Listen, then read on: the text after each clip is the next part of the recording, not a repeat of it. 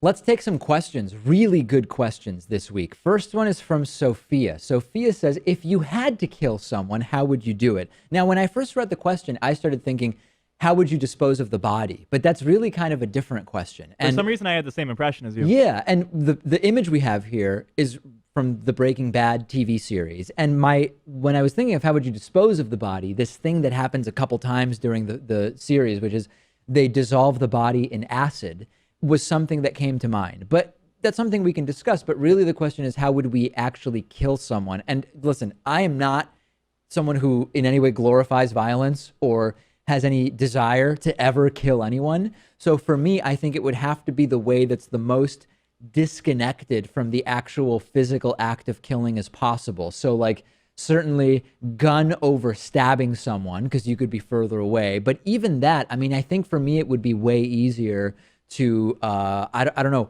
slip poison into someone's food and then not be anywhere nearby when they're going to die or whatever the case may be. Although I think maybe part of the question is, how would you do it in a way that wouldn't get you caught? And that's a sort of totally different set of considerations. Right. There's a very important caveat here, which was we're not actually going to do any of this. Yeah. But I think of this as a way of how are you going to get away with it? And okay. For me, I would go with strangulation. I think it's a little bit disconnected, but also just not messy at all. Strangulation is disconnected. Maybe you have to physically block the airway onto someone's body until they die in your hands. How on earth is strangulation disconnected? I may have misspoke by saying it's disconnected, but it's not messy at all. And I mean, they're not bleeding out. Right. I guess it is pretty involved, though. Now, I don't know with strangulation. It's very dark here today. I don't know with strangulation if you end up, like, can you get fingerprints off of someone's neck if you've strangled them? That's why you got to wear gloves. You wear gloves. Yeah. I don't think strangulation would be very low on my list. Very, very low. You are right, though, by saying that if you shoot someone, you feel disconnected from the act. And, relative to stabbing, for sure. Definitely, yeah. I mean, you've got to be right up next. Unless you're an expert knife thrower, then you're going to need to be pretty close to someone to stab them.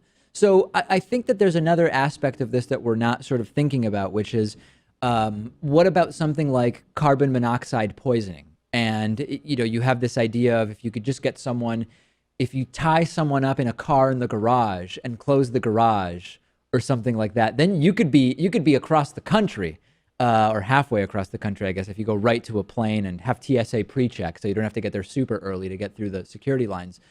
Maybe something like that. And then that also, although the person probably wouldn't tie themselves to the car, but some aspect of that might look more like a suicide, although in a suicide you wouldn't tie yourself to the car. I don't know. This is a different angle. I mean, I would say that by doing it in the car, you already are in a means to transport them quickly enough. And I think a maybe even more interesting part of this is how to dispose of the body, because that's where you're going to get caught is by doing that improperly. Yep. And, I think that some of the things people think about, listen, but by the way, this is not something I think about a lot, but we're just indulging Sophia's question here. So please don't judge us. I think some of the instincts people have to try to bury a body, it's not good. People rarely bury the body deep enough. I think just throwing the body into a body of water is a bad idea. Because, if it's an ocean, they could wash ashore. If it's a river, the river could be dragged. Same thing with a lake type of thing. So I don't know that those are good ideas. I go back to Breaking Bad and the idea of dissolving the body.